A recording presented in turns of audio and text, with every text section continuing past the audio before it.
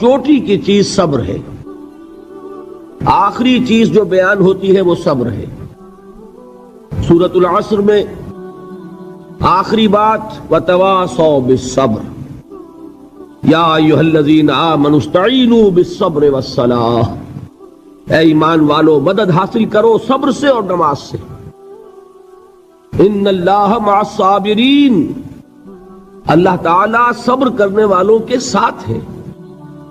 اور پھر آگے چل کر وَبَشِّرِ الصَّابِرِينَ الذین اذا اصابتهم مصیبۃ قالوا انا للہ وانا الیہ راجعون، اے نبی بشارت دیجئے، خوشخبری دیجئے ان صبر کرنے والوں کو کہ جن پر جب بھی کوئی تکلیف یا مصیبت نازل ہوتی ہے تو کہتے ہیں کہ ہم اللہ ہی کے ہیں اور اللہ ہی کی طرف ہمیں لوٹ جانا ہے۔ صبر کا مفہوم ہے اپنے آپ کو تھامنا، روکنا، برداشت کرنا، تحمل کرنا، اور جو بھی اپنا ایک طے شدہ مقصد ہے کسی بھی مخالفت سے بددل ہوئے بغیر، کسی بھی تکلیف یا مصیبت سے ہراساں ہوئے بغیر اس کی طرف پیش قدمی کیے چلے جانا۔ بڑی سخت سردی پڑ رہی ہے، فجر کا وقت ہے، گرم پانی کا اہتمام نہیں ہے، اب اس وقت فجر کی نماز کے لیے اٹھنا، ٹھنڈا پانی اگر ہے تو وضو تو کرنا ہوگا، اس ٹھنڈے پانی سے وضو کرنا، اس وقت لحاف سے نکلنا ہی بہت مشکل، ٹھنڈے پانی سے وضو کرنا اور مصیبت۔ یہ جب تک انسان میں صبر کا مادہ نہ ہوگا ممکن ہی نہیں۔ اس کو کہیں گے صبر علی الطاعہ، اطاعت پر صبر کرنا۔ ناگواری محسوس ہو رہی ہے لیکن اس ناگواری کو برداشت کرتے ہوئے انسان اللہ کے حکم کے اوپر جمع رہے، اللہ کے حکم پر عمل کرے۔ یہ کیا ہے؟ یہ صبر ہے۔ اگر یہ صبر نہیں ہے تو ظاہر بات ہے کہ انسان اللہ کے اس حکم پر عمل نہیں کر سکے گا۔ صبر کا مادہ نہیں ہوگا تو آپ کام نہیں کر سکیں گے۔ اور اسی کا ایک دوسرا رخ ہے، جب آپ دعوت حق کے لیے کھڑے ہوں گے پہلا قدم کیا آتا ہے؟ استہزاء، تمسخر، مذاق اڑانا، جس کی میں مثال اب دینا چاہتا ہوں محمد الرسول اللہ صلی اللہ علیہ وسلم کی شخصیت سے۔ دیکھیے ہم کیا اور ہماری بساط کیا، ہم کیا مبلغ ہوں گے، کیا داعی ہوں گے، ہمارے اپنے دامن پر داغ ہوتے ہیں، لیکن یہ کہ محمد الرسول اللہ کے دامن پر کوئی داغ تھا؟ ان کو تو سارے مکے والے الصادق الامین کہتے تھے، نہایت محبوب شخصیت تھے، ان کے لیے تو جا صادق، جا الامین، یہ الفاظ سننے میں آتے تھے، آنکھوں کا تارا۔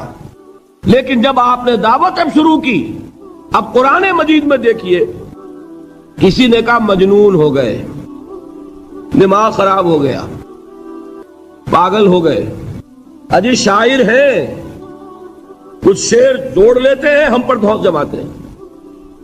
کسی نے کہا ساحر ہیں، کچھ جادو سیکھ لیا ہے۔ یہاں تک کہ ایسے بدبخت بھی پیدا ہوئے، قرآن میں ہے ساحر کذاب، سحر کرنے والا جادوگر نہایت جھوٹا۔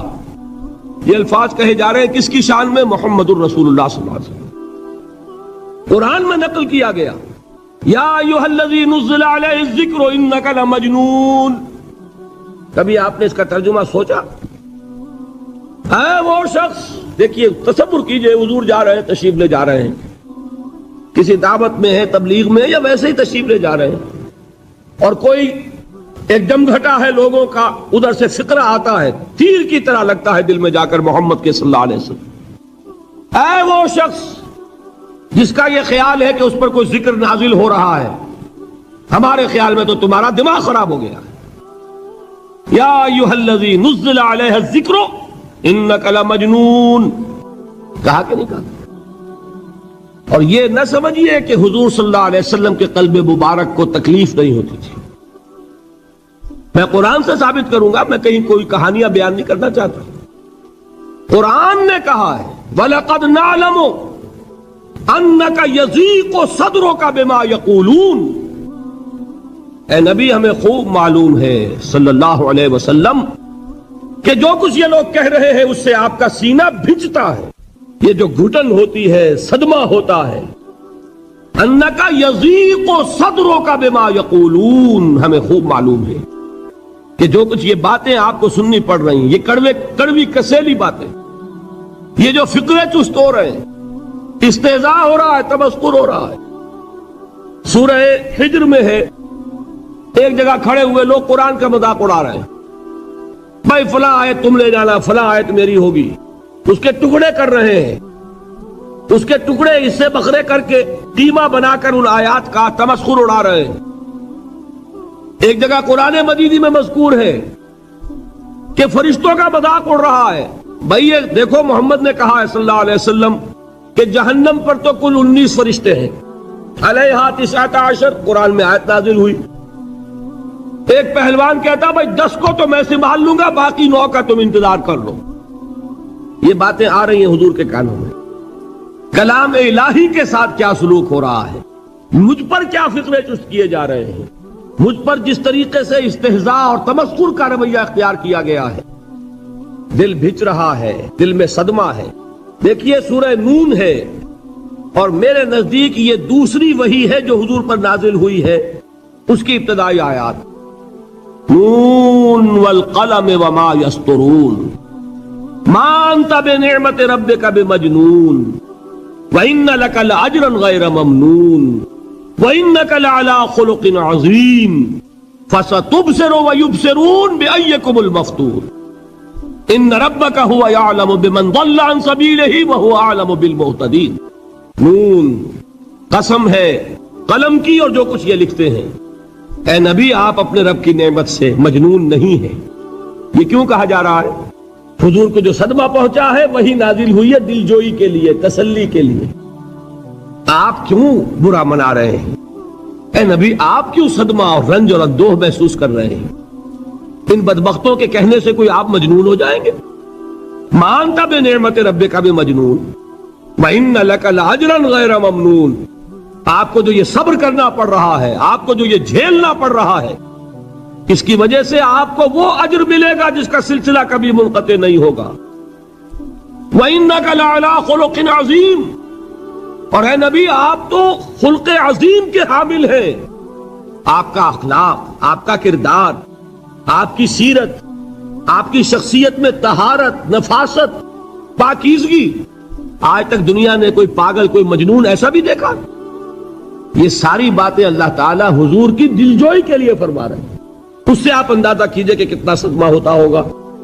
یہی ہے، اس ساری چیز کو جمع کیجئے تو یہ چیز کیا ہے؟ وَاصْبِرْ عَلَىٰ مَا يَقُولُونَ وَاهْجُرْهُمْ هَجْرًا جَمِيلًا۔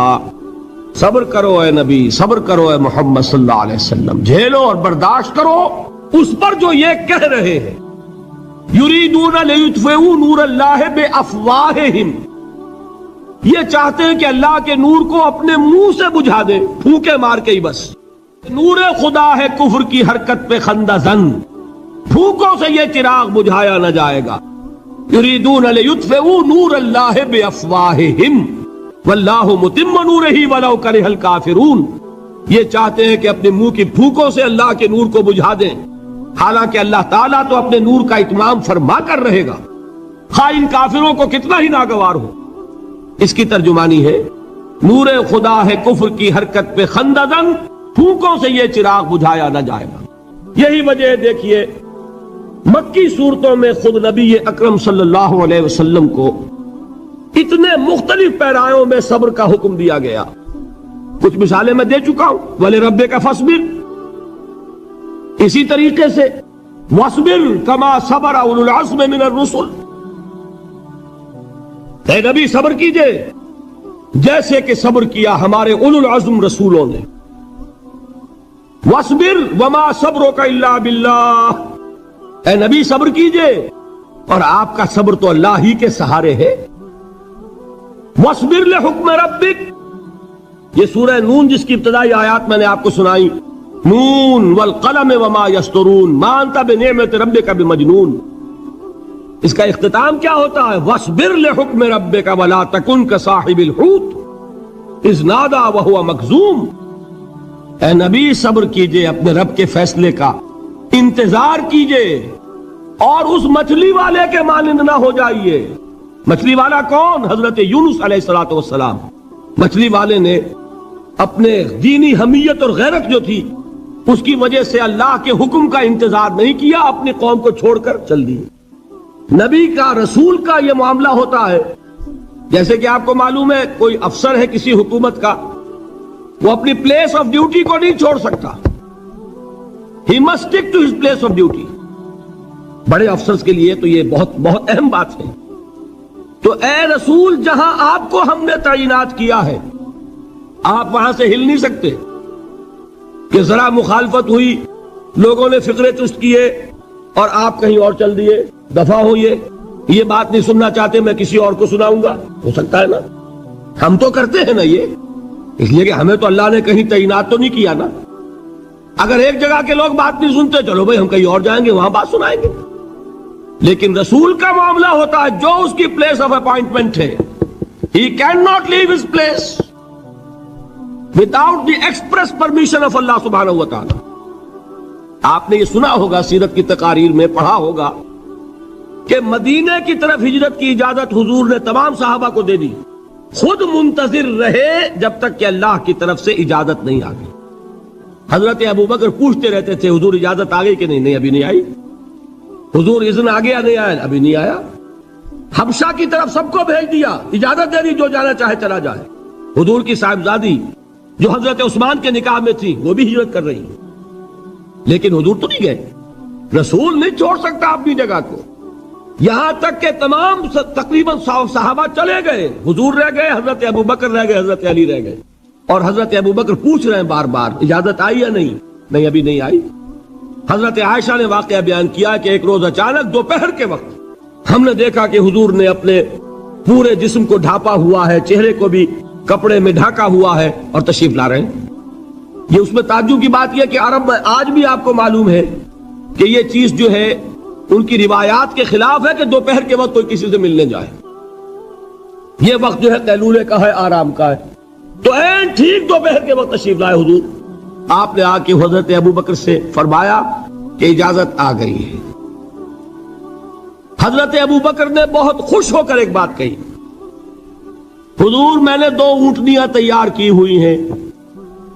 یعنی اب آپ وہ تو سوچتے تھے نا شاباش ملے گی کہ میں نے تیاری کی ہوئی ہے، میں نے 2 اونٹنیوں کو خوب کھلا پلا کے فربا کیا ہوا ہے، بڑی توانا ہے تاکہ ہم تیزی کے ساتھ سفر کر سکیں۔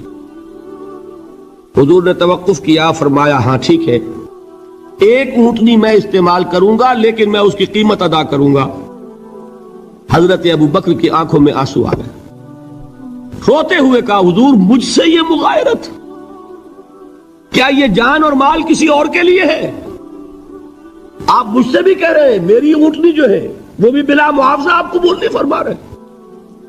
یہ ہے محمد الرسول اللہ کی غیرت اور حمیت کا معاملہ۔ اب دیکھیے ایک بات عجیب ہے، یہ ربط اپنے ذہن میں رکھیے، اللہ تو صبر کی تلقین کر رہا ہے اپنے رسول کو، اور رسول یہی تلقین کر رہے ہیں اپنے صحابہ کو، صبر کرو، جھیلو، برداشت کرو، ہاتھ مت اٹھانا، کوئی جوابی کارروائی نہیں ہوگی، بلکہ اپنے اوپر جھیلو جو کچھ جھیلنا ہے، ڈٹے رہو، پیچھے مت ہٹنا، یہ صبر ہے، لیکن ہاتھ اٹھانے کی اجازت نہیں۔ چنانچہ اب ذرا چشمے تصور سے دیکھیے، ابو جہل اس نے جو بدترین روش اختیار کی، وہ ایک خاندان تھا حضرت یاسر، ان کی اہلیہ حضرت سمیہ، اور ان کے فرزند حضرت عمار رضی اللہ تعالی عنہم۔ یہ غلام نہیں تھے، حضرت سمیہ تو کنیز تھیں لیکن یاسر غلام نہیں تھے۔ ان کی کہانی یہ ہے، واقعہ یہ ہے کہ یہ بہت نیک آدمی تھے یاسر، یمن کے باشندے۔ انہیں کو خواب میں بشارت ہوئی کہ نبی کا ظہور ہونے والا ہے مکے میں، جاؤ شاید ان کے قدموں تک پہنچ جاؤ۔ یہ یمن سے ترک وطن کر کے مکے آ گئے۔ ابو جہل کا ایک چچا تھا، بہت شریف النفس انسان، اس کے ساتھ معاہدہ کیا حلیف بن کر، اور وہ مکے میں رہنے لگے۔ اس لیے کہ یہ نوٹ کر لیجئے، مکہ اس وقت ایک قبیلے کا شہر تھا، صرف قریش۔ یا قرشی رہ سکتا تھا وہاں یا قرشی کا حلیف، کہ اگر تو کسی قرشی نے آپ کو امان دی ہوئی ہے تو آپ رہ سکتے ہیں مکے میں، ورنہ نہیں، یا تیسرے قرشی کا غلام، غلام تو ملکیت ہی ہے اس کی، جیسے بھیڑ بکری ہے کسی قرشی کی اسی طرح اس کے غلام ہے۔ یہ 3 کیٹیگریز تھی انسانوں کی مکے میں۔ اسی کو نوٹ کیجئے کہ جو بیچارے غلام تھے وہ سب سے زیادہ ستائے گئے، اس لیے کہ غلاموں کے تو حقوق ہی کوئی نہیں تھے۔ بلال غلام تھے، ابو فقی غلام تھے، زنیرہ ایک کنیز تھی، ان کو جو ماریں پڑی ہیں اس کا آپ کو معلوم ہے۔ حضرت بلال کے ساتھ جو کچھ امیہ ابن خلف نے کیا، کہ جس طریقے سے کہ حیوانوں کی لاشیں جو ہے کھینچ کر گھسیٹ کر لے جائی جاتی ہیں، ان کی گردن میں رسی ڈال کر گھسیٹتے، اسی طریقے سے حضرت بلال کے گردن میں رسی ڈال کر پھر دوپہر کے وقت مکے کی سنگلاخ گلیوں کے اندر گھسیٹا جاتا تھا۔ نیچے زمین جل رہی ہے توے کی طرح، اور ویسا بھی ہوتا تھا کہ چت لٹا دیا، اوپر سے وہ آگ مکے کا کہ سورج جو ہے ذرا نوٹ کیجئے، آگ برسا رہا، نیچے زمین توے کی طرح جل رہی ہے، اور ایک بھاری سل بھی لا کر جو ہے سر پر رکھ دی، چھاتی پر رکھ دی گئی ہے کہ آواز نہیں نکل رہی، جھاگ نکل رہے منہ سے، لیکن اس حال میں بھی احد احد احد، ایک ایک اللہ، قل هو اللہ احد، الفاظ نکل رہے۔ یہ ہے وہ صبر، صبر علی الابتلاء، صبر علی الایذاء، یہ ابتلاء اور ایذاء پر صبر ہے، جھیلو برداشت کرو، اس توحید پر قائم رہو، محمد کی رسالت کے اقرار کرتے رہو صلی اللہ علیہ وسلم، لیکن ہاتھ نہیں اٹھانا۔ اب میں آپ کو بتا رہا تھا یہ تو غلام تھے، یہ جو تھے یاسر یہ حلیف تھے، غلام تو نہیں تھے نا۔ البتہ وہ ابو جہل کے چچا کی کنیز تھی یہ سمیہ، انہوں نے اجازت لے کر ان سے نکاح کر لیا۔ یہ تو